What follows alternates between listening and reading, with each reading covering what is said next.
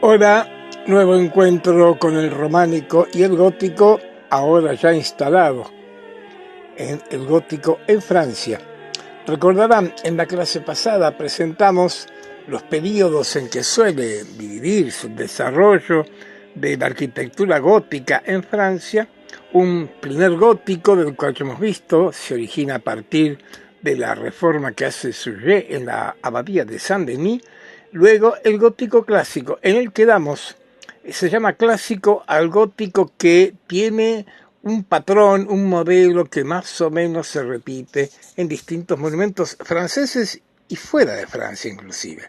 En el que vimos justamente el primer ejemplo, que es como el ejemplo madre. Me refiero a la Catedral de Notre-Dame de Chartres. Ahí la tenemos ubicada en el mapa de la Francia gótica al sudoeste de París. Una catedral muy importante en muchos aspectos. Muestro la fachada occidental, que en rigor no es lo más gótico clásico del caso, pero lo central en esta catedral, como dijimos en su momento, la semana pasada, es la arquitectura del interior fundamentalmente.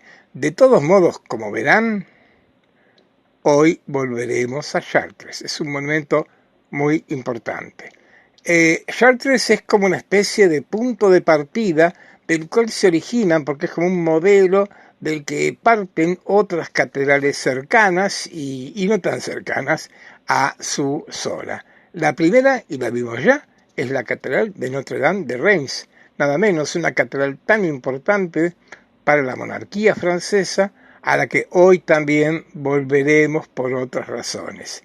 Y cerramos nuestro encuentro pasado con la fachada de la Catedral de Notre-Dame de Amiens. Ahí la estamos ubicando en el mapa de Francia y ahí recordamos esta fachada que, como creo que en ese punto final yo señalaba, conviene advertir cuánto tiene de parecido y de diferente con la fachada de la Catedral de Notre-Dame de París. Tiene de parecido estas tres portadas tan abocinadas, la Galería Real en la parte superior, las dos torres, que en este caso ya no es novedad, son de diferente estilo porque lo dijimos con Chartres, lo aplicamos con Amiens. Primero se hace una torre porque hasta ahí alcanzan los fondos. Luego se hace una segunda. En este caso siempre es evidente que la primera torre es la de la derecha y la segunda es la de la izquierda. Pero en líneas generales, la estructura de esta fachada nos puede remitir a la de París, que como dijimos, en cuanto fachada, la Catedral de Notre-Dame de Reims, de París, o mejor, la fachada de la Catedral de Notre-Dame de París es clásica. Como dijimos, clásica en el sentido de modelo. Veamos ahora qué pasa con esta catedral que, como ven, como en otros casos, tuvo la desgracia y la fortuna de un incendio que a principios del siglo XIII la destruye y que da pie a que el obispo en ese momento, circa 1220, comience a construir la nueva catedral. Claro, estamos ya a principios del siglo XIII.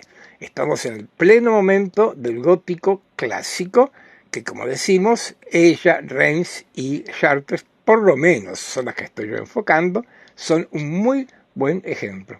Y acá tenemos la planta. Ya vamos a compararla otra vez con la de Chartres, su madre. Pero si recuerdan, habíamos destacado que en la planta de la Catedral de Chartres era muy llamativo que en el lado oriental, a nuestra derecha, la catedral tenga 5 naves. A ver, ¿la ven? 5 naves, sí. Y a la izquierda, o sea, del lado occidental, tenga solo 3. Esto que vimos en Chartres lo vemos ahora repetido acá en Amiens. Lo traigo para advertir cómo el modelo Chartres, sin ser copiado literalmente, es un modelo que distintas catedrales de la zona del noreste francés y, repito, y de otras partes de Europa, rápidamente, España, las catedrales llamadas francesas como León, Burgos o Toledo, van a estar un poco retomando en gran medida. Por supuesto, acá, bóvedas, como vemos enseguida, de 4 paños, Los pilares acantonados los están viendo acá.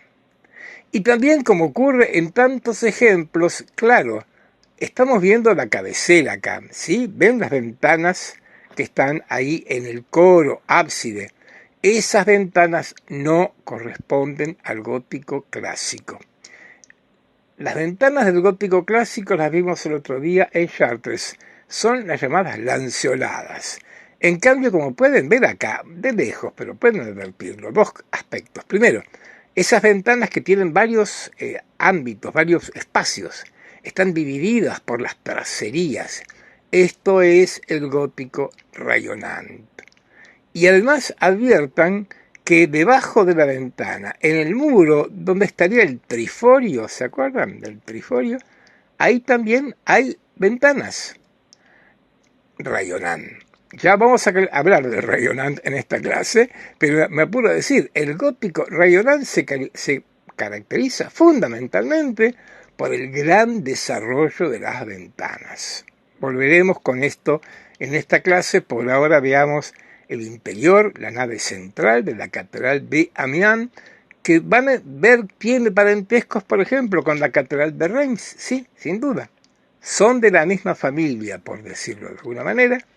Ahí estamos viendo los tramos de bóveda con 4 paños cada uno, con sus nervios que nos conducen hacia el crucero donde se encuentran las bóvedas de la nave central y la del transepto.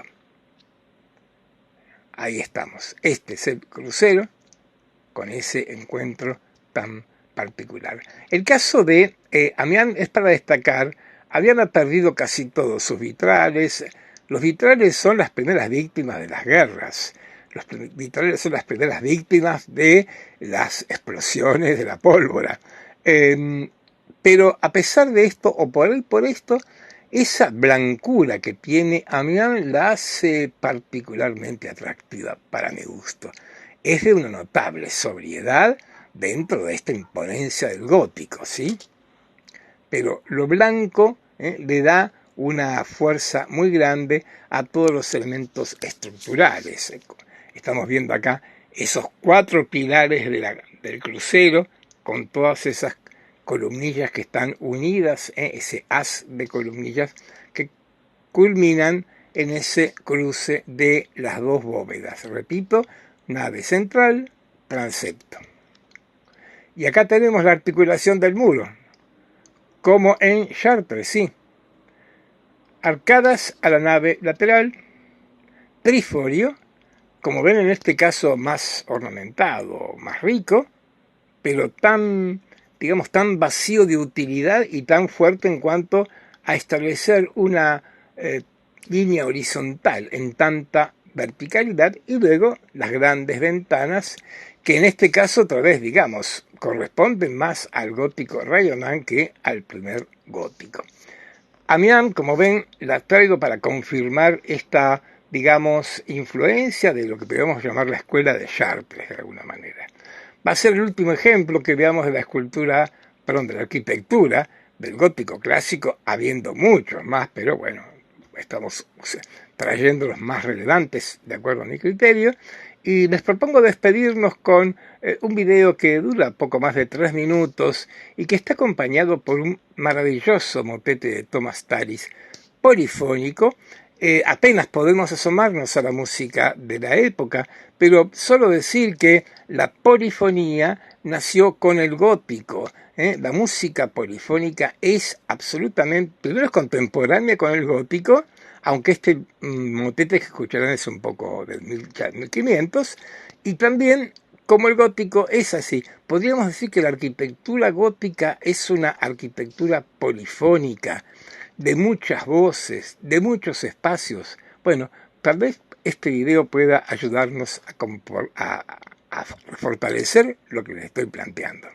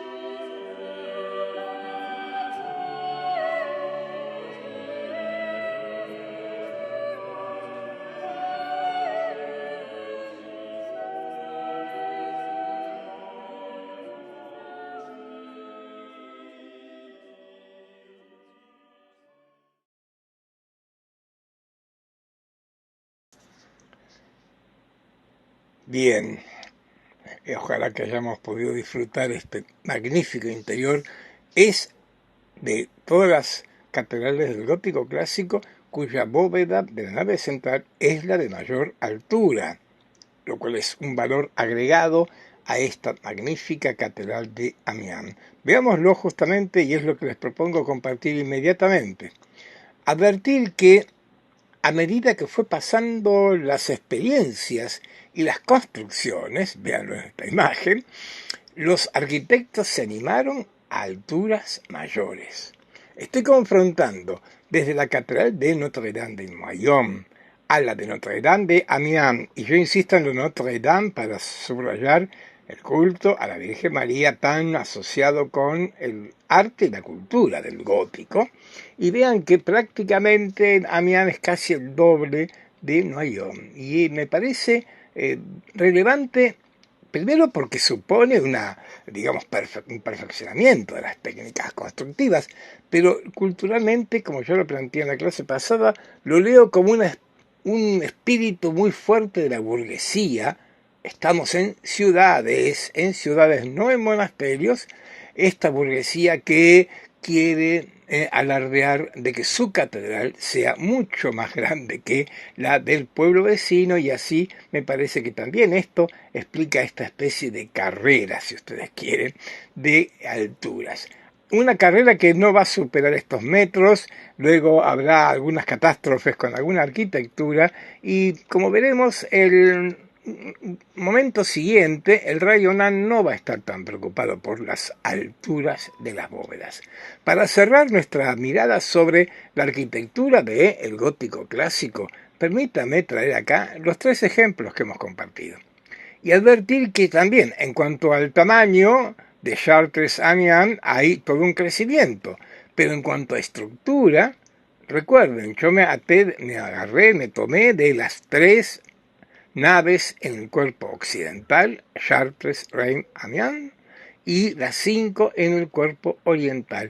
Y en ese gran desarrollo del ábside, del presbiterio, lo decíamos, permítame que lo reitere, es un punto que tienen en común el gótico y el románico. Partimos del románico con Cluny II, recordarán, señalando la importancia del ábside, del coro, de la cabecera de la iglesia, el ábside escalonado, y esta riqueza y complejidad el gótico la retoma de otra manera, pero la retoma como estamos viendo acá en este ejemplo. Les propongo ahora hacer un paréntesis con nuestra recorrida por el gótico arquitectónico, porque ya lo señalamos con el románico y ahora hay que poner mucho más énfasis en destacar que la escultura, que en buena parte del medioevo pasó por un periodo de poco desarrollo, comienza a resucitar, a renacer en el románico y, permítanme que lo planteemos, vuelve a nacer definitivamente durante el periodo gótico. Con lo cual, les propongo ahora hacer una mirada sobre la escultura gótica, de la cual realmente podemos hablar. Como verán, esta escultura va a seguir atada a la arquitectura, pero en un lapso relativamente breve veremos cómo la escultura resucita, y esto no es poca cosa. Vamos a tener que volver otra vez, es un gran monumento, les dije. La Catedral de Notre-Dame de Chartres es un monumento muy, pero muy importante. Por más que su fachada sea rara y no muy homogénea, no muy, coherente en su estilo, importa y mucho. Lo que están viendo acá, una parte de esto, como lo vamos a poner ahora en pantalla, es parte de la fachada de la catedral románica, que es la catedral que se incendió a fines del siglo XII, pero esto se salvó y no es poca cosa. Veamos, pongo algunos datos cronológicos. 1037, primera catedral románica. En el 1134, recordemos, Suger, Saint-Denis, 1140-50, 1134, primer incendio de la catedral románica. Se reconstruye una nueva fachada occidental, el Portal Royal circa 1145-1150. Esta es la misma fecha en que Suger está reformando, modificando la iglesia de Saint-Denis. Y verán, vale la pena tenerlo presente esto. Pero en esta reconstrucción, en esta fachada, es lo único que va a quedar. Cuando se incendia a fines del siglo XII, esta fachada sobrevive. Y nos queda acá el Portal Royal, Portal Real o Pórtico Real o Portada Real si lo queremos traducir. Esto, datado circa 1150, lo tenemos que ver como tal vez la última portada románica o una portada que está en tránsito entre el románico y el gótico. Miren, ya están viendo en esta imagen, ¿sí? ¿Ven los arcos? Levemente apuntados. Si queremos caracterizar el gótico por el arco apuntado, bueno, algo de esto, pero muy leve, como estamos diciendo. Nos acercamos porque nuestro interés es la escultura, en realidad. Y como ven, esta portada está llena de relieves, esculturas tímidas todavía. Bien importante es esta fachada, este portal. Estamos distinguiendo de la fachada toda estas 4 entradas que son el llamado Portal Real, y lo veremos enseguida. Real porque hay reyes. Ajá, gótico, monarquía. Bueno, nos acercamos. Primero vemos el tímpano.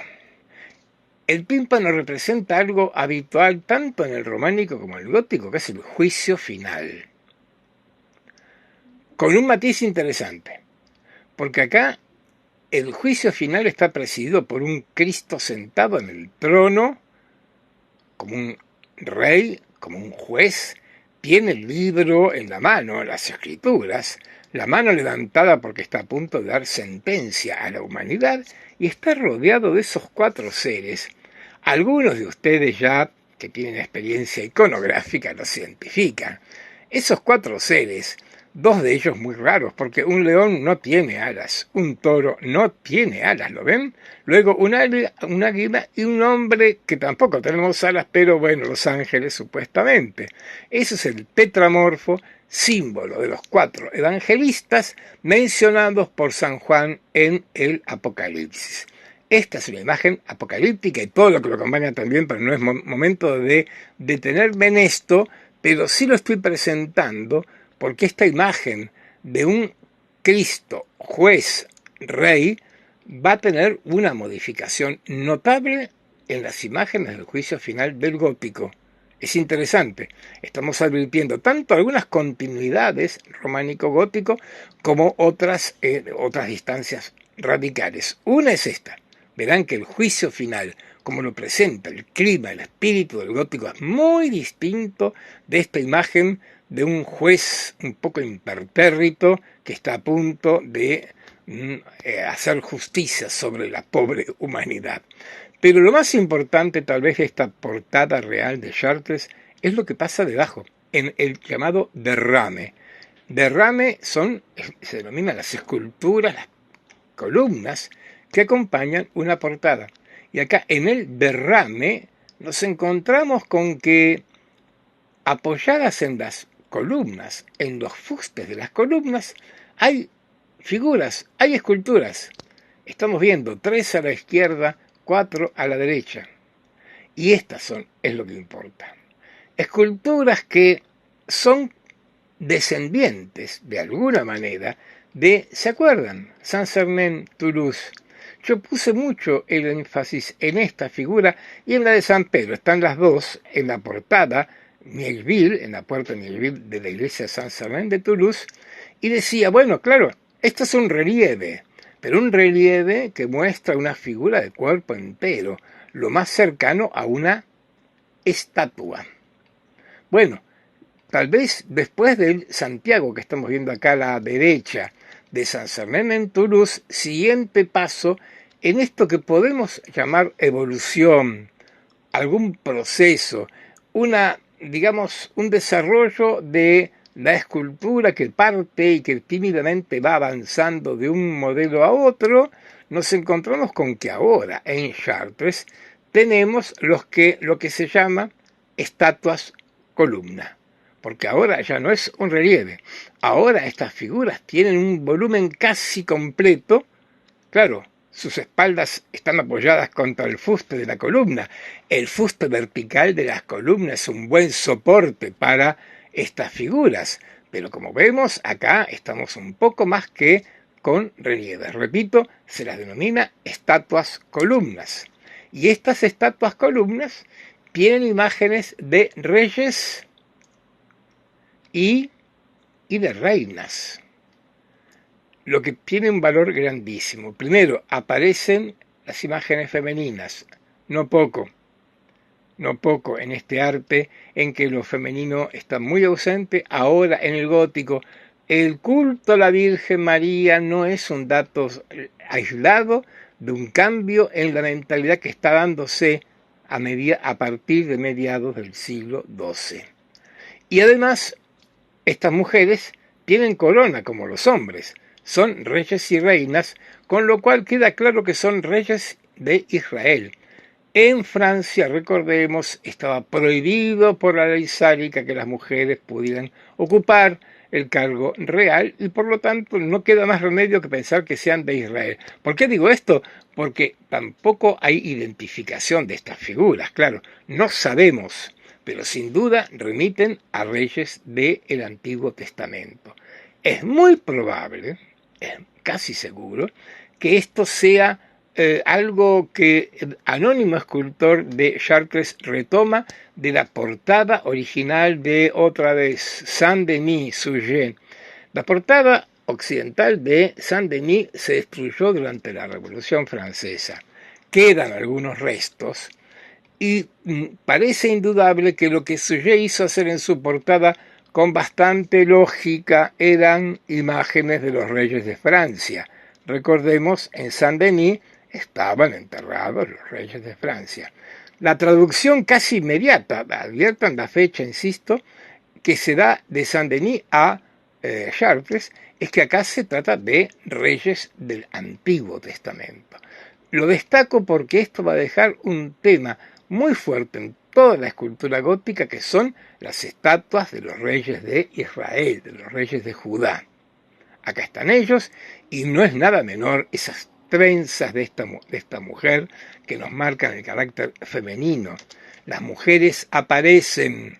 A ver, veamos ahora el derrame derecho de la misma portada, que es la portada central del portal royal, y veamos que junto a estos dos reyes hay una reina.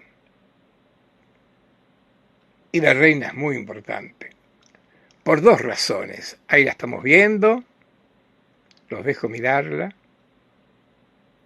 Reina, tiene corona, sí, es reina.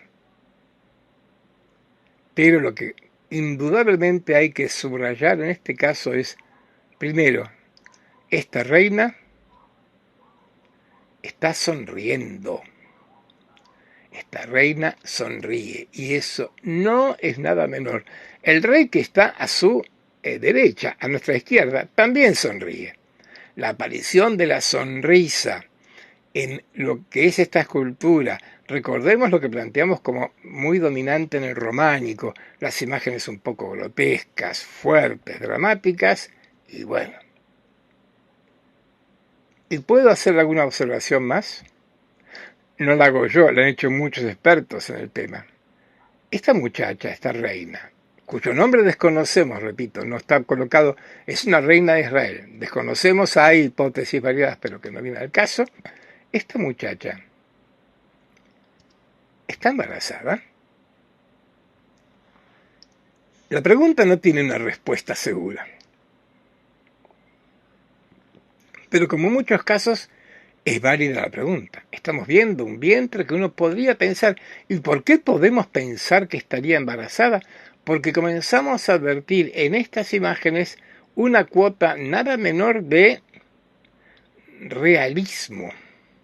Fíjense que las cuatro cabezas que estamos viendo son distintas. Claro, la muchacha obviamente, pero los tres barbados son tres hombres con rasgos diferentes. Y esto nos habla de un tipo de escultura que empieza a desarrollarse con una cuota de cierto grado de realismo que nos importa porque estamos camino hacia el Renacimiento, el arte moderno, que el realismo va a ser algo fuerte. Por ahora estamos gestando.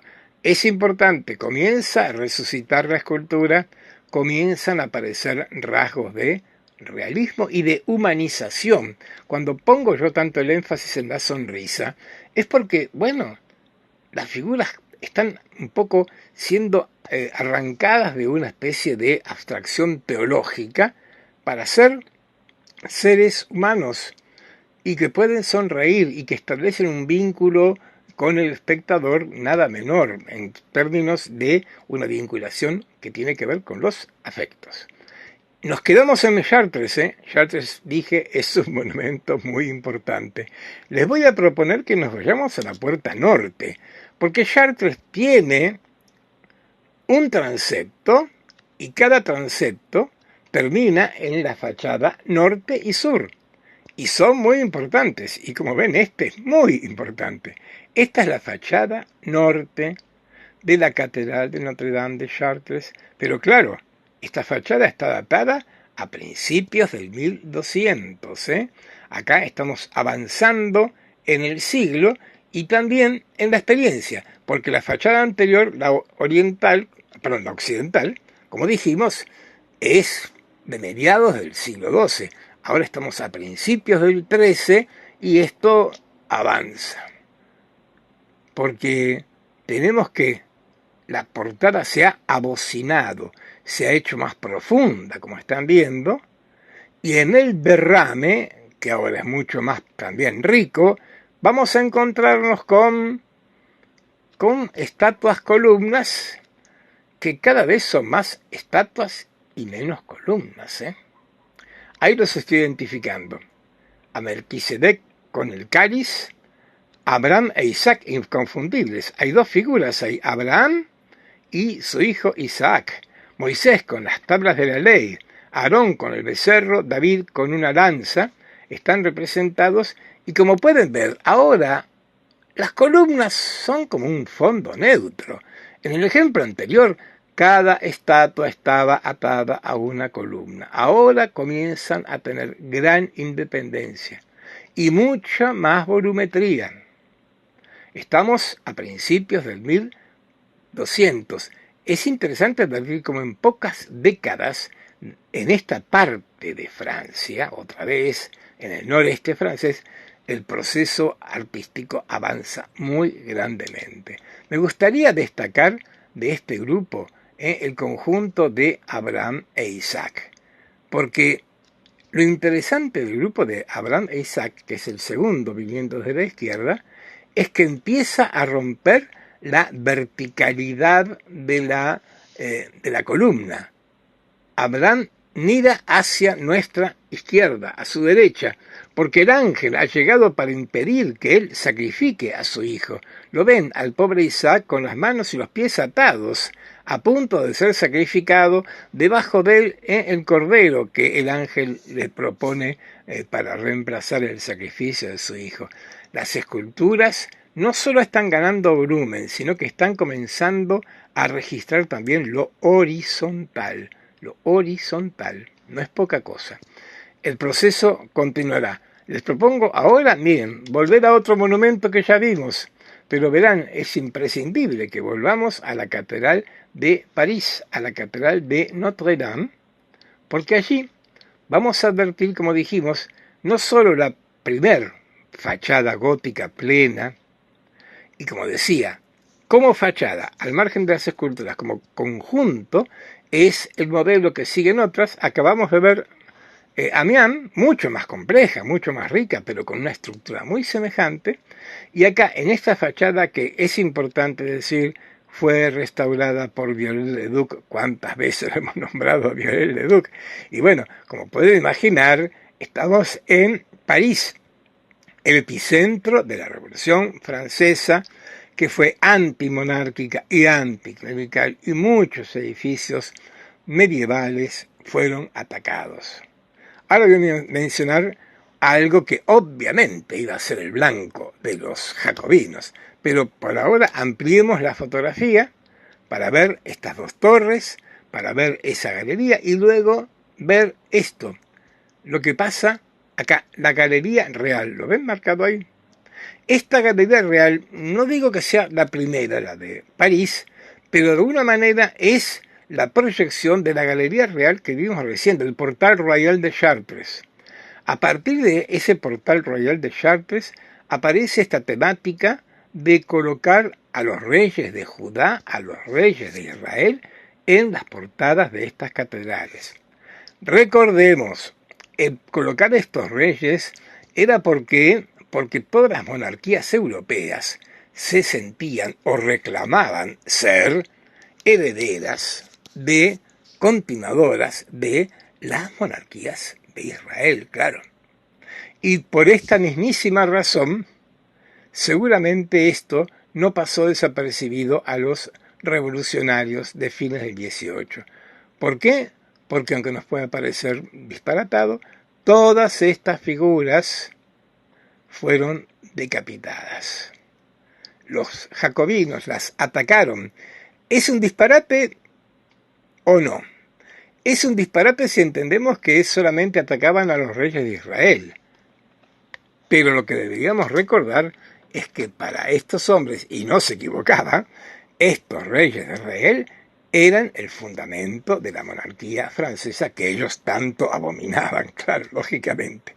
Pero he vuelto a la Catedral de París, restaurada por Viollet-le-Duc con toda la prudencia que nos obliga esto, para ver sus tres portadas, como ven, muy abocinadas, con el derrame, pero con un dato que me parece para destacar. Como ven ya ahí en el derrame, las esculturas, las estatuas, columnas ya no son estatuas, columnas son estatuas. Esto es posterior y tomémoslo con pinza con toda la restauración que hubo. Ya volveremos con las figuras de los derrames. Me quiero quedar acá con algo que también restauró Viollet-le-Duc, pero que no parece tener mucha, digamos, distancia respecto de la realidad. Me refiero al tímpano.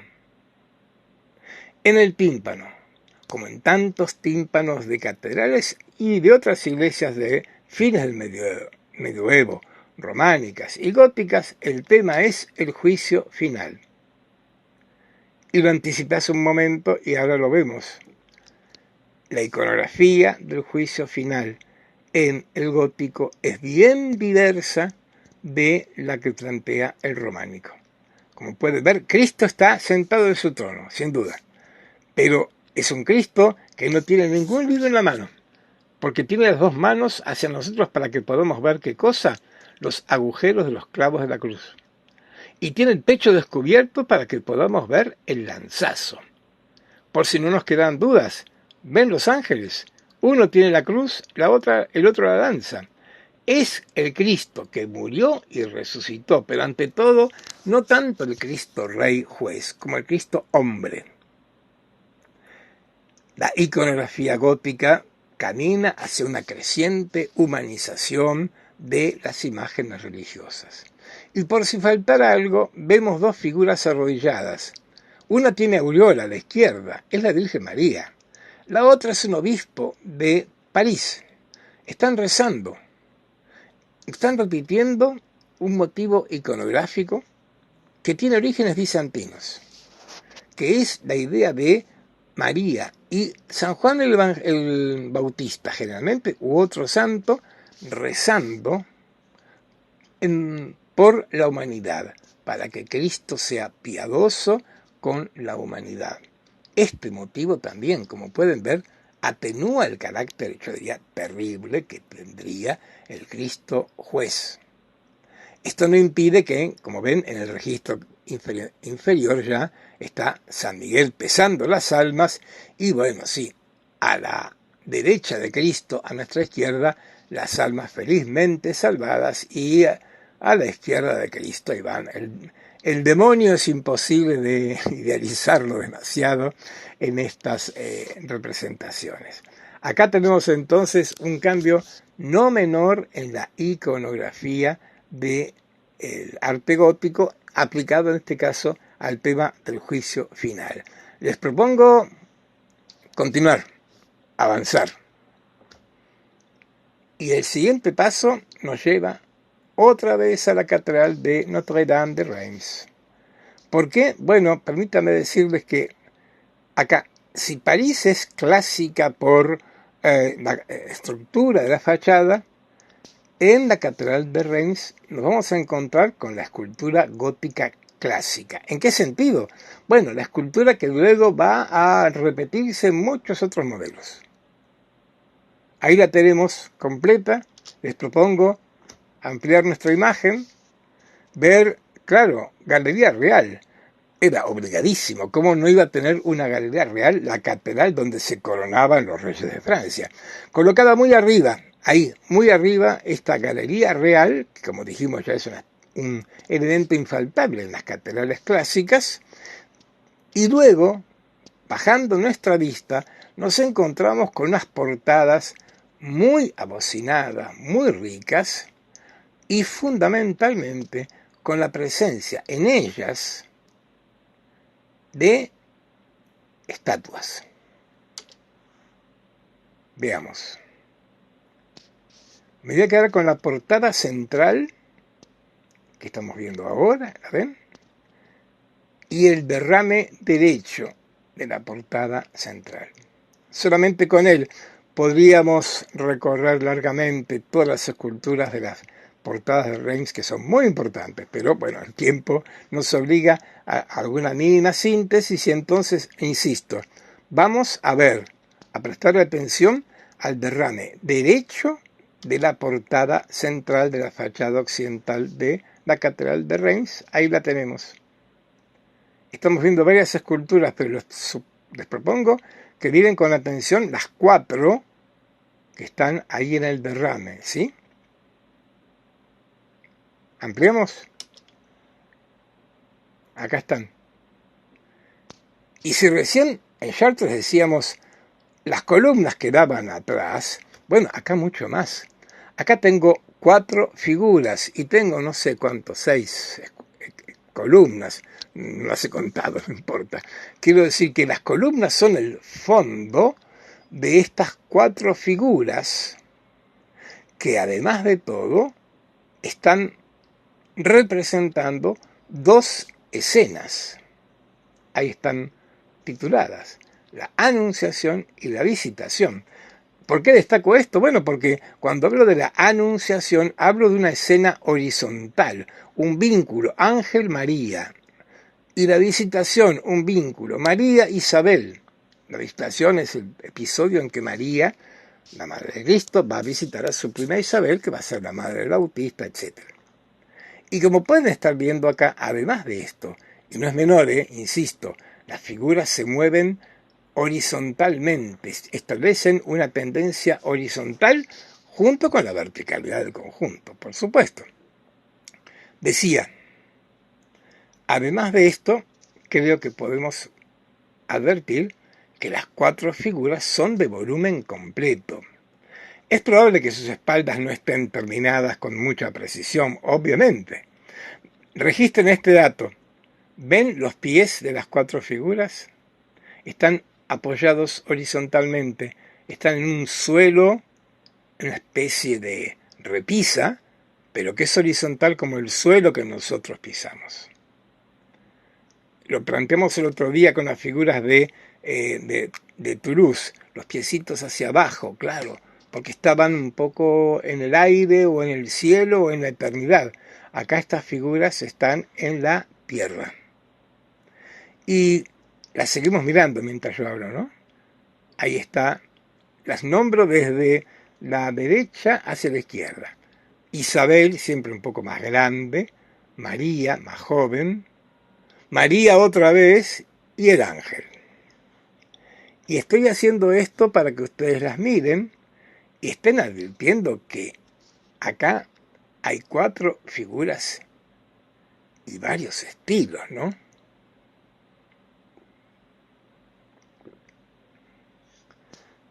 Las 2 figuras de la derecha tienen esos paños que nos recuerdan la escultura griega clásica, los paños húmedos de la escultura del Partenón, claro. Eso es modernísimo. modernísimo e insólito. ¿Por qué digo esto? Porque es un caso raro que puede explicarse por influencias que incluso nos pueden desconcertar, provendrían de la cercana Alemania, etc. Es el único ejemplo de este estilo que se da acá en la catedral de Chartres. Con lo cual les propongo, porque estamos buscando a ver cuál es, Chartres dije, Reims, perdón, estamos buscando qué es lo clásico, cómo es que esta escultura es modelo de futuras esculturas góticas.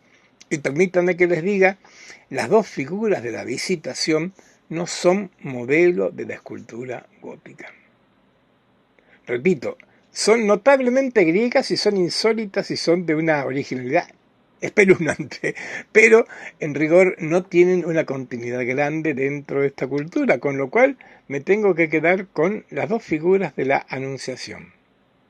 Y creo que es evidente que quien hizo a María no es quien hizo al ángel y viceversa. Vean los pliegues, vean esos pliegues en forma de V corta de la figura de María, que la hacen tan robusta, tan sobria. Vean en cambio los pliegues mucho más blandos de las ropas del ángel, que además con una mano está dirigiendo la tela hacia un costado. Vean la cabeza de María y la cabeza del ángel. Vean la expresión de María y la expresión del ángel. Y todo lo que estoy diciendo, para comparar las dos figuras en esta portada central de la Catedral de Reims, me van a servir para que elijamos entre las dos cuál va a ser la que va a tener ese carácter de clásico, y repito, clásico en términos de ¿qué? De modelo, de un tipo de una manera de representar las figuras a nivel escultórico a partir de ahora y por unos buenos años. Y permítame que elija al ángel y a su sonrisa, porque es el modelo. Miren, ahí rápidamente apareció una obra poco posterior, circa 1240, hemos vuelto a Amiens, ahora a la fachada sur. Y ahí tengo a la Virgen con el niño, la llamada Virgen Dorada, Vierge Dorée, porque estaba pintada, como pueden ver, de dorado. Están viendo una copia, la original con toda prudencia, está dentro de la catedral y por lo tanto en la copia se han permitido reponer el color dorado que todas las fuentes afirman que tenía originalmente esta imagen de María y el niño. ¿Y qué tiene en común la imagen de María y el niño de Amiens con el ángel de Reims? Por lo menos fíjense cómo está desarrollada los pliegues de la ropa. La tela que cubre al ángel, con su mano él la dirige hacia nuestra derecha, y el manto de María, donde se apoya el niño, también está hacia la derecha. No son pliegues verticales o rígidos, sino que tienen este delicado movimiento. Y lo están viendo. María le sonríe al niño como el ángel sonríe. Es la llamada sonrisa de Reims, así la van a ver nombrada, porque bueno, ya lo anticipamos con el portal royal, esto de que las figuras sonrían les da una cuota de humanidad, de humanismo, humanidad especialmente grande. Este es el modelo. Fíjense además, para avanzar, como pueden ver, tanto el ángel como María tienen el cuerpo más estilizado, un cuerpo que está como en una especie de línea ondulante, una leve S, un cuerpo en el que la cabeza es más bien pequeña en relación con la altura.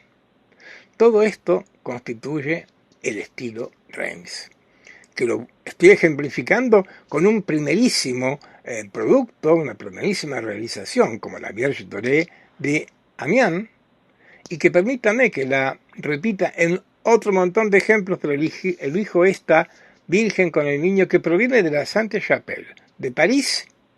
Es un marfil datado circa 1260-70, como ven posterior, mide 41 centímetros y la altura me parece importante, pero por ahora quedémonos con el elemento. Claro, hasta el formato del marfil, del colmillo, viene a propósito, apropiado para esta forma de representar el cuerpo con esa ondulación, con esa cabeza tirada hacia atrás. Fundamental, María y el niño sonríen. María y el niño sonríen. Es una madre con su hijo.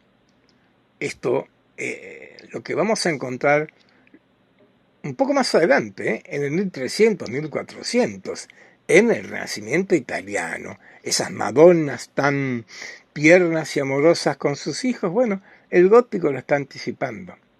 Y permítame que todo esto sea un fundamento para subrayar el carácter tan moderno del gótico. El gótico en muchos aspectos ya es un humanismo del norte, claro, es del norte, pero tiene un montón de elementos que luego el arte italiano, un poco posterior, contemporáneo y un poco posterior, va a ir retomando. Amplío para que quede bastante claro, la expresión de María, más que sonrisa, la risa del niño. María le está ofreciendo ese objeto que sería un símbolo de la o manzana de Adán y Eva o del globo terráqueo como símbolo de poder, algo que también tiene el niño de la Vierge Dorée de Amiens. Por eso, muy importante, relevantísima estas esculturas. Permítame que insista, porque no es nada menor, ha resucitado la escultura. Y podría decirles que tal vez el fenómeno de la escultura sea muy central dentro del gótico. Creo que no exagero que si tuviéramos que elegir las artes más representativas del gótico, sí, claro que la arquitectura sigue estando adelante. Pero luego, y luego al lado, la escultura. La que menor desarrollo tiene, y mucho menos en el norte de Europa, es la pintura. Volveremos con esto. Voy a cerrar esto retomando algún dato que está ahí en el epígrafe de estas dos figuras. Fíjense que la Vierge Dorée está en la fachada sur de la Catedral de Amiens y mide 2,30 metros. Es una estatua. Es lo que entendemos por estatua. La Virgen del Louvre mide 41 centímetros, es mucho menor. ¿Por qué destaco esto? Porque la escultura ha renacido, sí, pero por ahora las estatuas, por poco tiempo, no mucho, pero por ahora seguirán estando afuera, al exterior.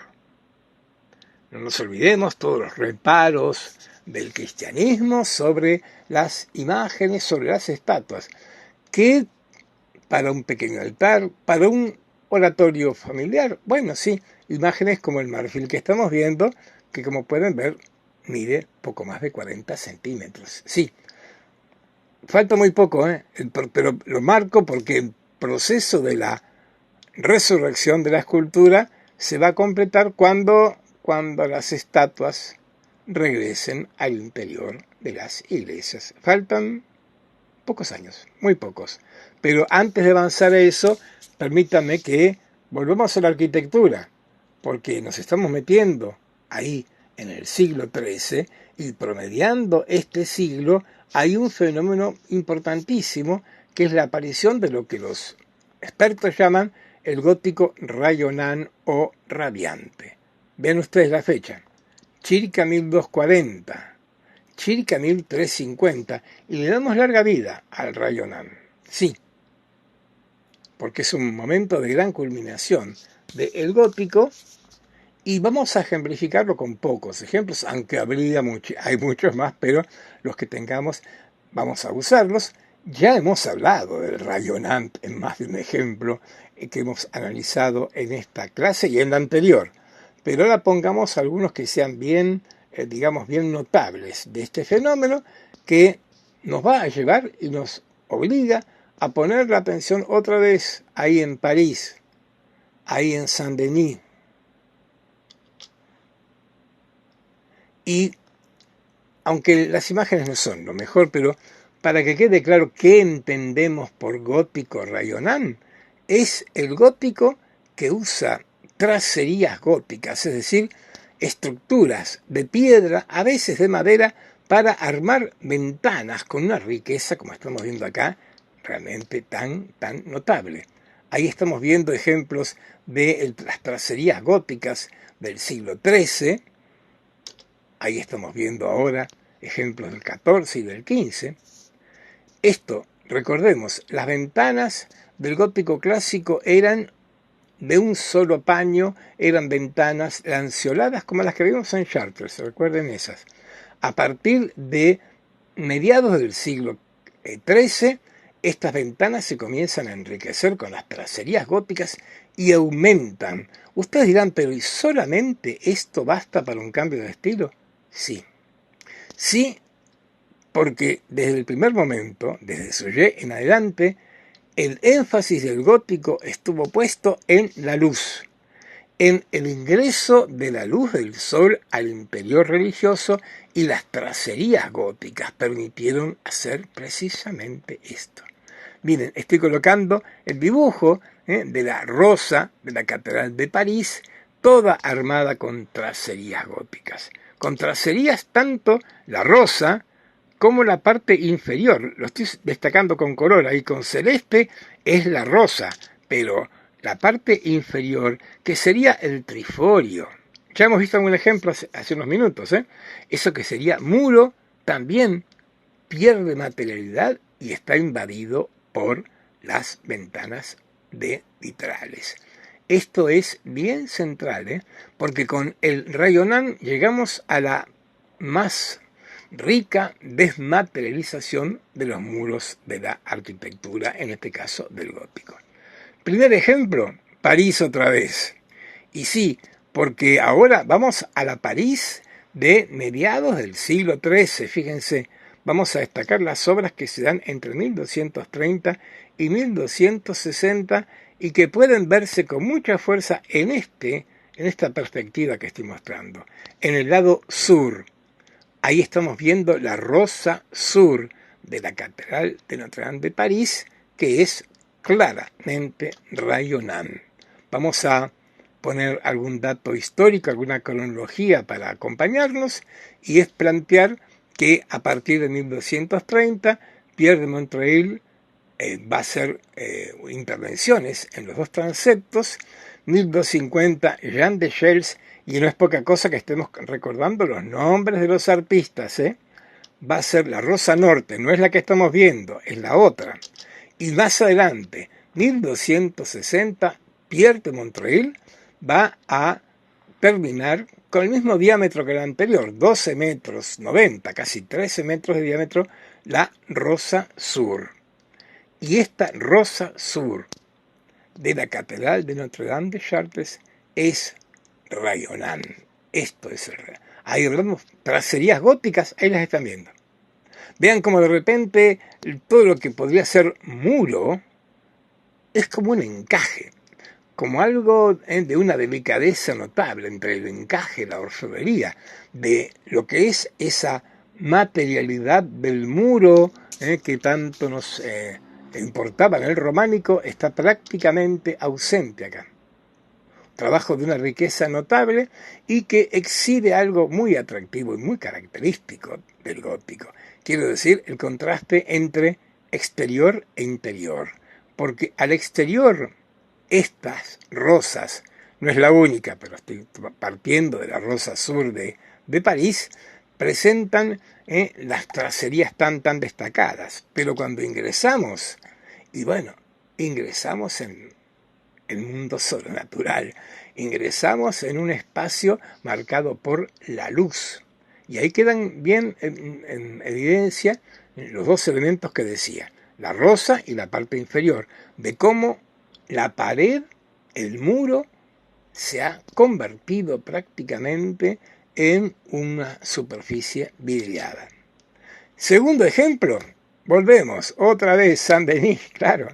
No nos olvidemos, Suger había reformado esta fachada, que también ha sido vuelta a reformar por todo lo que ya dijimos, y el coro. Pero, muerto Suger, ahí en el siglo XIII vuelve a haber obras en Saint-Denis. Y realmente Saint-Denis, a mi criterio, es ejemplo brillante, porque al haber modificado buena parte de toda la nave central hasta el coro, Saint-Denis nos ofrece la posibilidad de ver un muy buen ejemplo de el Rayonnant, en el que como pueden ver, trabaja el mismo artista que trabajó en París, Pierre de Montreuil. Y ahora entramos. Y creo que esta imagen permite ver lo que estábamos señalando, de cómo las tracerías permiten hacer que las vidrieras inunden buena parte del muro. Las ventanas cobran un gran tamaño y otra vez véanlo acá, el triforio ha perdido el muro posterior y también está inundado por los vitrales en la parte posterior. Esto hace que la luz del sol inunde con mucha fuerza estos interiores. Algunas fotos permiten recordar, ojalá muchos hayan tenido la experiencia de estar en un día soleado en alguna de estas iglesias y ver cómo el sol va manchando con colores los muros, va haciendo que los muros tengan color. Y es más, si nos quedamos un rato, hasta veremos cómo la luz se mueve, el sol se mueve, algo que, como sabemos, no es lo más, digamos, dominante dentro de la piedra. Hacen que la piedra tenga este particular dinamismo.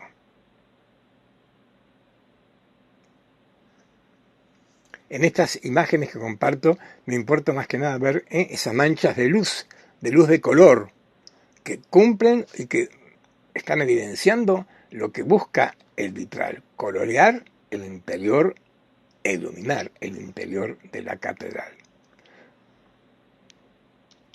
Por supuesto que acá también, en la iglesia abacial de Saint-Denis, también las rosas están ocupando un lugar particularmente fuerte.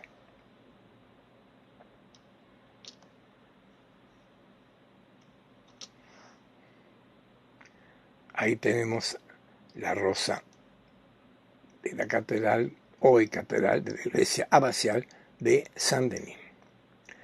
Seguimos en París con un último ejemplo que elegí proponerles del gótico Rayonnant.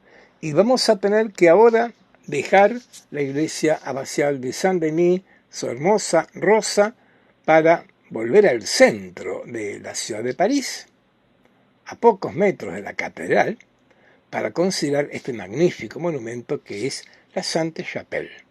Era la capilla del Palacio Real de París. Hoy está dentro de los espacios del Ministerio de Justicia francés.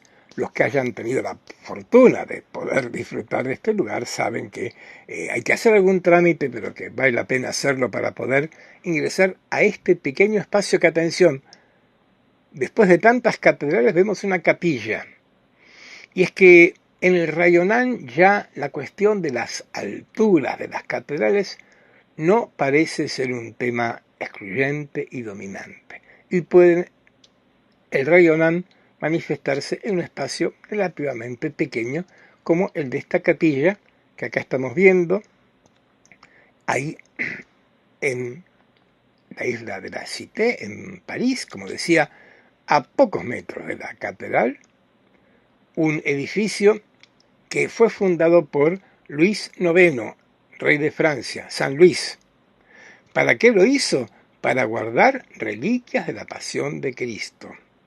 Y verán que la función que tenía esta capilla de palacio, conservar las reliquias de la Pasión de Cristo, me parece que vale la pena que lo tengamos presente, porque puede servir para entender un poco el efecto interior que nos aguarda cuando ingresamos a ella. Como pueden ver, se fundó en 1241 y lo fundamental se acabó por 1245, se consagró en 1248, menos de 10 años. Claro, es una capilla, no es una obra tan gigantesca, y además estaba ahí la corona francesa detrás de ella. Una capilla que tiene una única nave. Ahí estamos viendo una infografía, que tiene dos niveles, una parte inferior que estaba destinada un poco a los miembros, digamos, de la corte no tan relevantes, y por supuesto la parte superior que era la destinada a la monarquía, al rey. La planta, esto. Arquitectónicamente la Sainte-Chapelle es muy simple. No tiene arbotantes, lo están viendo, ¿ven? A ver, ustedes le ponen nombre, saben, ¿no? Esas soportes que están asomando ahí con negro fuerte son contrafuertes. Bóvedas de 4 paños, ahí sí. Y una única nave. Es una capilla que tiene, como decíamos, una parte inferior y que aprovecho antes de avanzar con esta imagen. Una parte inferior y una parte superior. Como pueden ver, ingresamos a una obra pintada con un rico colorido. ¿Lo están viendo? Dorados, las bóvedas pintadas de azul con estrellas doradas. Dicho lo cual, es obligado que digamos que lo que estamos viendo es producto de una muy fuerte restauración que debió hacerse después de la Revolución Francesa. Como ustedes pueden imaginar, saliendo del mundo del arte y yendo al mundo de la realidad histórica, la Sainte-Chapelle, capilla del Palacio Real de Francia, de París, fue un blanco, pero clarísimo, a que los jacobinos atacaron violentamente. Esto obligó a restaurarla muy fuertemente. Hoy los expertos pueden objetar, porque claro, cuando uno restaura y luego pinta, en fin, digamos que las restauraciones siempre dan motivo a mucha polémica. Yo personalmente, que no soy medievalista, agradezco esta restauración porque no sé si era exactamente así como la vemos acá y como la seguiremos viendo, pero nos permite la restauración de la Sainte-Chapelle ver cómo eran los edificios en el gótico, en los que el color estaba presente y mucho, que se perdió y se perdió mucho también. Se perdió el color este que acá está restaurado y ya sabemos, se recuperó acá.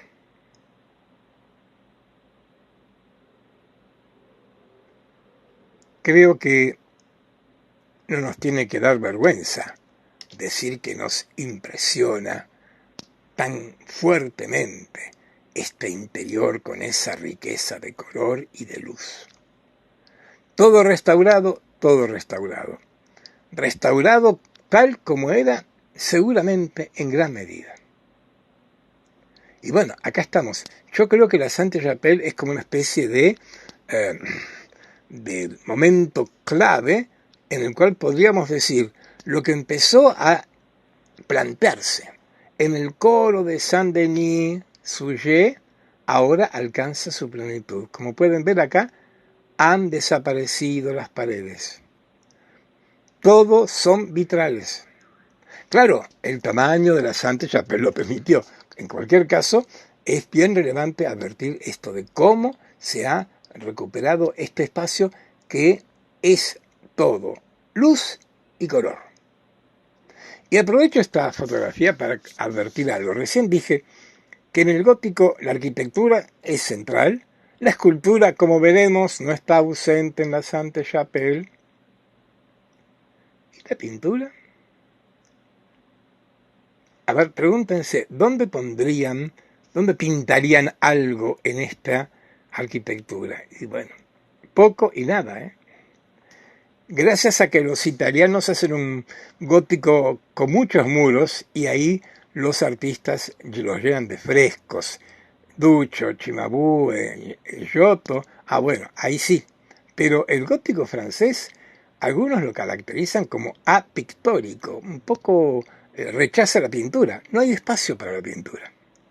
Lo que no está ni mal ni bien, es una característica de este momento artístico, ahí estamos viendo. Y todo nos conduce hacia ese presbiterio, ese coro donde está el altar, y ya estamos advirtiendo junto con esta riqueza de los vitrales, con esta bóveda, como pueden ver ahí, policromada, con sus 4 paños y con esos nervios dorados, estamos viendo que también aparecen estatuas. Por ahora, veamos las bóvedas de la Sainte-Chapelle. Es muy reiterado pintar las bóvedas con el azul del cielo y las estrellas doradas para hacer como una cita del mundo celestial. Antes de las esculturas que anuncié, cierro esta recorrida por la arquitectura por la porción occidental de la Sainte-Chapelle, esta rosa, que es un ejemplo interesante del siguiente estilo dominante en la Francia del gótico, que es el flamboyant, flamígero. ¿Ven que esas formas parecen como llamitas, como si fueran llamas o lágrimas? Bueno, son las formas que dominan algo que se denomina gótico flamboyant, el gótico tardío. No nos vamos a ocupar acá de él por una cuestión de síntesis, y sí, para cerrar esta parte, destacar lo que estamos viendo. En el interior de la Sainte-Chapelle se levantaron esculturas de los apóstoles de Cristo, un apostolado. Y ahora estas esculturas, que además de ser polícromas, lo importante, nos dan una prueba de que ahora, promediando el siglo XIII, las esculturas no están solamente al exterior, sino que han ingresado a las iglesias. La escultura ha resucitado 100%. Lo están viendo. Aclaraciones rápidas. Son copias. Los originales fueron muy dañados. Algunos están conservados en el Museo de Cluny, ahí, sobre Boulevard Saint-Michel, en París. Están las esculturas originales y estas copias que han colocado les han restaurado el color original que también tenían. Las esculturas estaban pintadas. Algunos de ustedes que vienen haciendo algunos cursos saben que el tema de la escultura polícroma es viejo como la escultura. Quiero decir, los egipcios pintaban sus estatuas, los griegos también, los romanos de alguna manera, y acá en el medioevo también las esculturas eran pintadas. Digo esto porque a partir del Renacimiento y del siglo XVII nos ha quedado esta idea de la escultura limpia, del mármol blanco o del bronce con la pátina. Pues no. Por mucho tiempo, incluido acá este momento del alto gótico, la escultura es polícroma y acá tienen un muy buen ejemplo.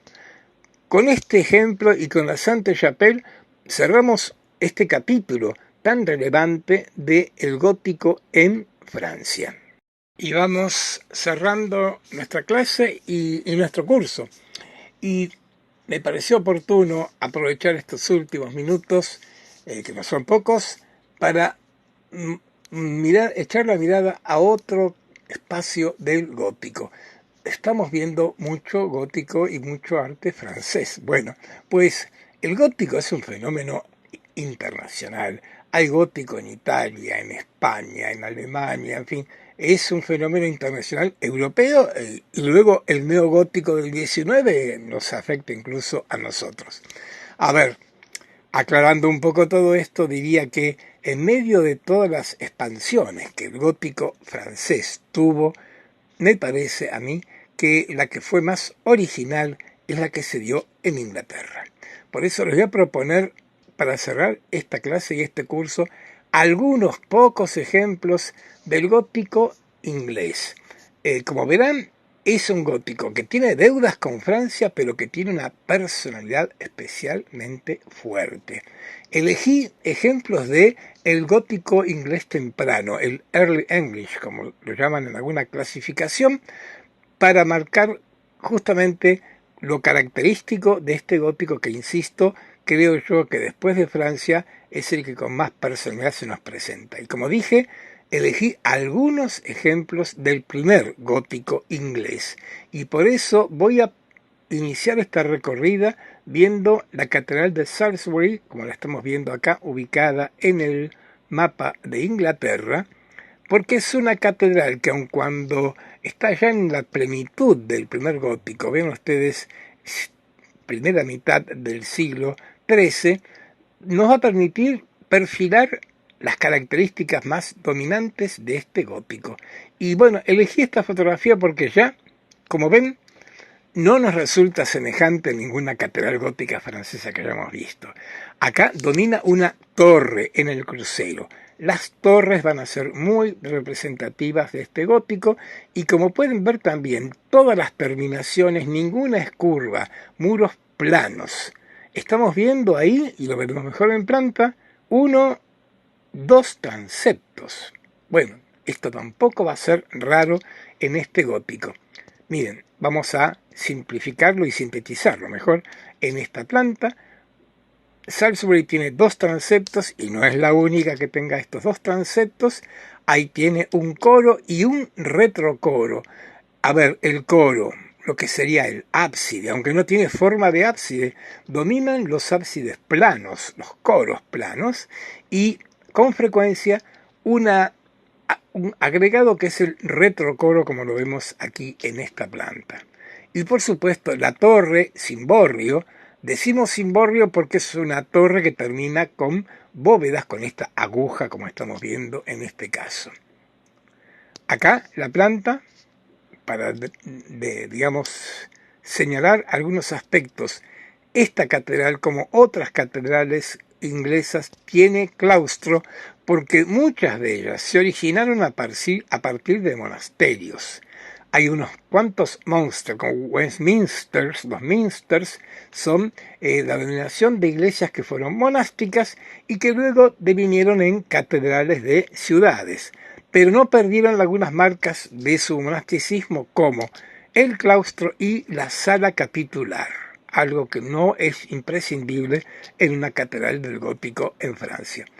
Estamos viendo mejor, ahora repito los elementos: un primer transepto, torre con cimborrio, un segundo transepto, el coro y retrocoro, generalmente un espacio dedicado a la Santísima Trinidad, por eso se lo denomina Trinity Chapel.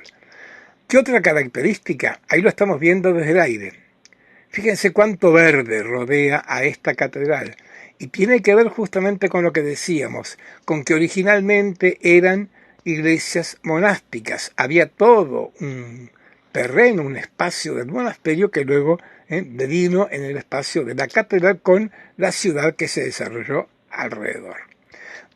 Voy a esta mirada o a esta vista desde el lado oeste de la catedral de Salisbury para advertir otra característica propia del gótico en Inglaterra. Como están viendo, eso es la fachada. Y esa fachada, como ven, no tiene nada que ver con la fachada de la Catedral de Notre Dame de París, claro. Es una fachada más bien plana. Se la denomina, no todas, pero en su gran mayoría, fachada pantalla, porque no está traduciendo al exterior las tres naves, la verticalidad incluso que podría dominar, sino que más bien se presentan como algo plano. Este tipo de fachadas, fíjense, lo pueden ver desde esta perspectiva. ¿Ven la cantidad de esculturas, pero que no están ubicadas en la portada, sino repartidas en la fachada? Otra característica de este gótico inglés. Como ven, ya de entrada, y con este ejemplo lo elegí a propósito, estamos viendo un tipo de arquitectura bastante propio, bastante especial.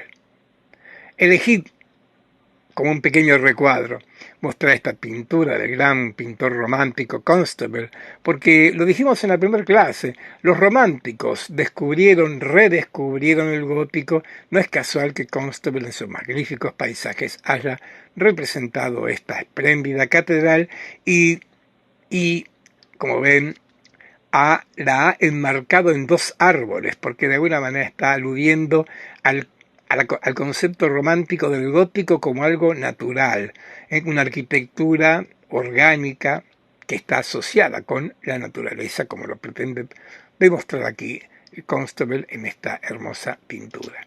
Avanzo al interior, o mejor a la planta, Pero para ver este cuerpo longitudinal, a ver, y ingresar. Y advertir otra característica.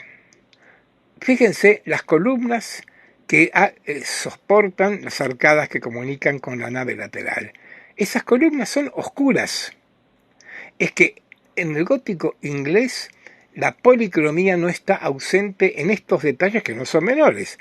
Eso es una piedra del lugar, el mármol de Purbeck, muy empleado en el gótico inglés, que va a aparecer. Y justamente esto es lo que también marca otra característica.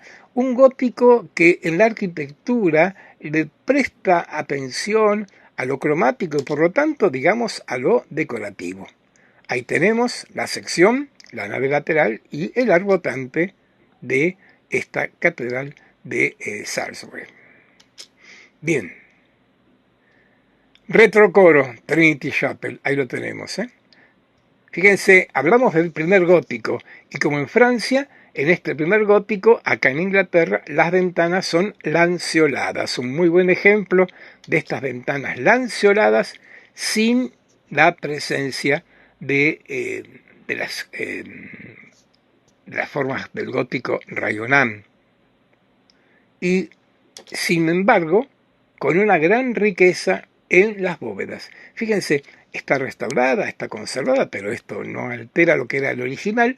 Unas bóvedas con una presencia muy importante a nivel visual de los nervios, subrayados por el color. Y me pareció útil no irnos de Salisbury sin mirar su sala capitular, que como ven está datada posterior y acá sí las tracerías góticas están presentes. Las salas capitulares en las catedrales góticas inglesas son espléndidas. Por lo común son de planta centralizada, poligonal, circular, y como ven en este caso, dominadas por una columna central que articula todas estas ricas bóvedas y, repito, de una gran riqueza, cuidado a la fecha, porque ya estamos bien entrado el siglo XIII, hacia fines del siglo, y por lo tanto esto corresponde al equivalente en Inglaterra de lo que es el rayonnant en la arquitectura francesa. En esta rápida y muy sintética mirada por el gótico inglés, les propongo ver un segundo ejemplo. Me refiero a la Catedral de Lincoln. Ahí la estamos ubicando en el mapa. Y esta catedral me importa verla por varias razones. La primera, ahí tenemos una vista de la catedral en su contexto urbano, para advertir que lo que dijimos de las fachadas pantalla, de estas fachadas que no parecen traducir la estructura interior, la volumetría interior de la catedral, se hace más que presente. La fachada de la catedral de Lincoln tiene una muy fuerte proporción horizontal. Como ven, las torres están retiradas. Domina acá esta horizontalidad de esta fachada, que al mismo tiempo, es para marcarlo, no es tan igual a la que vimos en Salisbury. Fíjense que esta catedral es anterior a Salisbury, esta corresponde al primerísimo gótico inglés, y me quedaría, fíjense, se comienza a construir circa 1192, es decir, que la catedral de Lincoln se comenzó a construir aproximadamente cuando en Francia se estaba edificando la catedral de Chartres. Lo destaco para advertir qué nivel de contemporaneidad tuvo este gótico en Inglaterra como en el continente. Y acá está, la vista aérea de la catedral de Lincoln nos permite ver lo que estábamos señalando. La presencia otra vez de un doble transepto, de una cabecera plana y de torres. Torres ahora de la fachada, aunque estaban retiradas, y fundamentalmente la torre del crucero, el crucero principal del transepto principal más grande del otro pequeño transepto. Otra vez las torres como una marca muy característica de este gótico. Y la planta. Una planta que me gustaría que la miráramos y advirtiéramos que nos presentan bóvedas bastante complicadas, ¿sí? Va a ser difícil acá que digamos 4 paños, 6 paños, y en algún caso, miren, ahí lo que acabo de destacar, paños, esa parte que es el coro de la Catedral de Lincoln, se lo conoce popularmente como el coro de las bóvedas locas, y ustedes lo están mirando.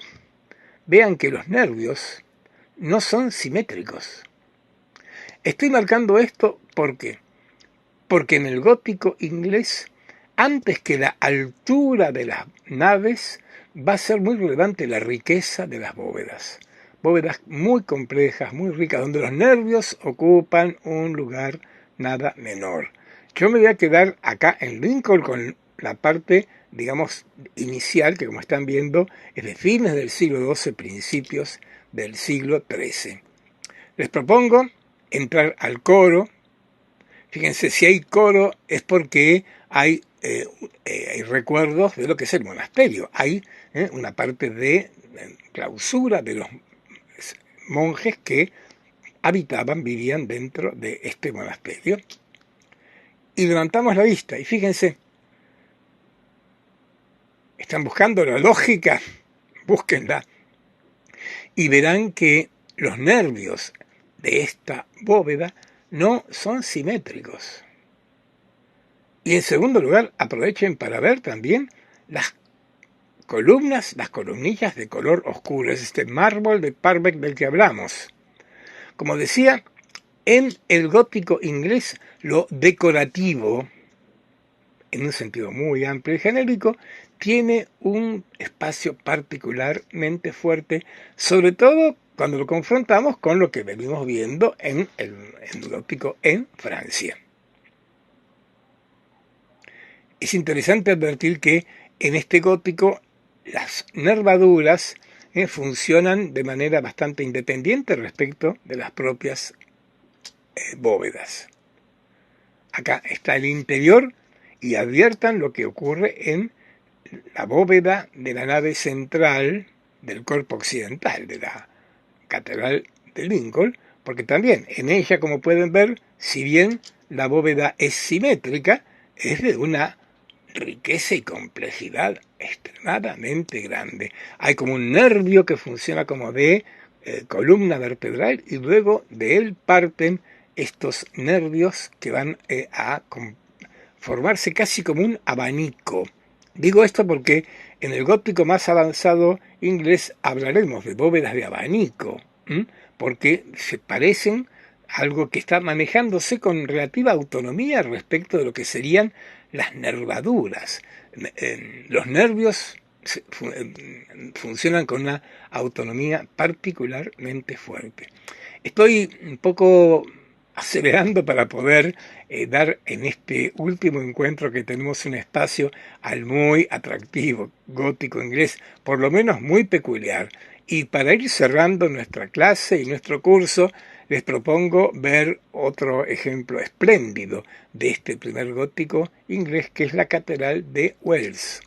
Ahí la estamos viendo. Ven ustedes la Catedral de Wells también, 1175-1210, bien temprana, ¿eh? Cuidado, me estoy quedando con los ejemplos más tempranos, solamente como para ser prudente en este caso. Y como ustedes pueden ver, ahí sí, Wells, un solo transepto.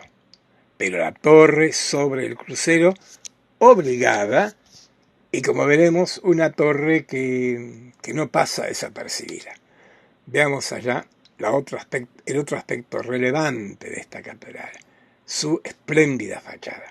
La fachada de la Catedral de Wells es tal vez de las más bellas y originales del gótico en Inglaterra.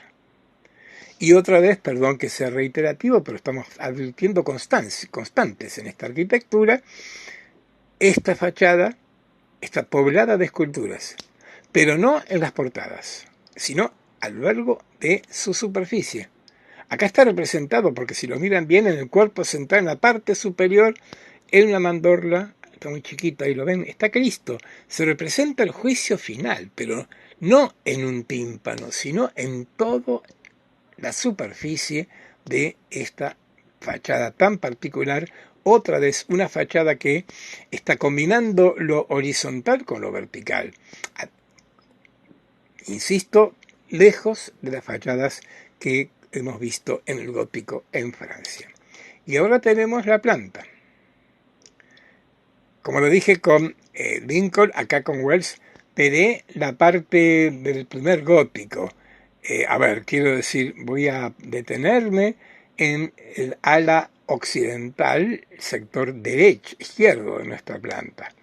Pero no puedo evitar dejar de marcarles que en el lado derecho ven el sector oriental, unas bóvedas complicadísimas, muy complejas, muy ricas, bóvedas complejas en rigor, los nervios que articulan estas bóvedas de crucería.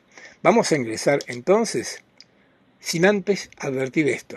Dije la torre y la torre del crucero.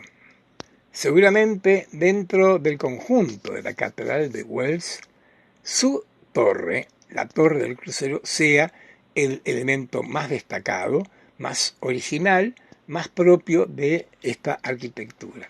Y entonces ahí la estamos viendo. Estamos en la nave central, en el cuerpo occidental.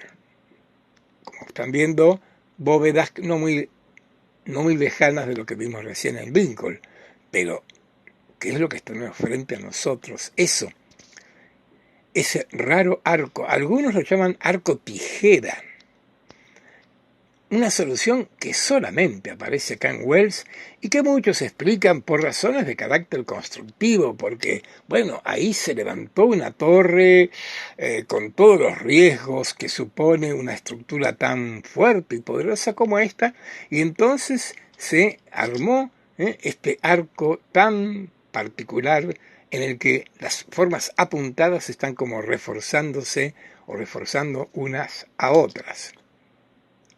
Por lo demás, como muestra la esquinita que estamos viendo, el esquema constructivo, arcadas en el lateral, aventanamiento con ventanas lanceoladas en este sector, que repito es del primer gótico inglés cercano al gótico clásico en Francia, y luego esas formas como de arcos ciegos que serían el equivalente del triforio que vimos en el caso de Francia. Otra vez, acá el arco en forma de tijera y destacar esto. Destacar la complejidad, la originalidad de esta solución. Y como original destaco justamente esto. No es una solución que luego hallamos en otra arquitectura, en otra catedral inglesa. Se aplicó, se empleó acá en esta y le da una personalidad, un carácter, un perfil extremadamente propio, inconfundible. Este arco es Wells. Ahí lo estamos viendo y les propongo justamente detenernos en él, ver ahora desde esta perspectiva el cuerpo occidental de la Catedral de Wells y con esta imagen, sí, ahora, con un planteo, repito, soy consciente de la rapidez, pero el tiempo no nos sobra, pero con esta pequeña aproximación quise ser justo con el gótico inglés, con tanta personalidad, con tanta presencia en este contexto que estamos trabajando. Con esto agradezco la compañía que hemos tenido en estas semanas. Voy a cerrar esta recorrida por el románico y el gótico, cerrándolo con esta espléndida imagen de esta magnífica catedral de Wells. Muchas gracias.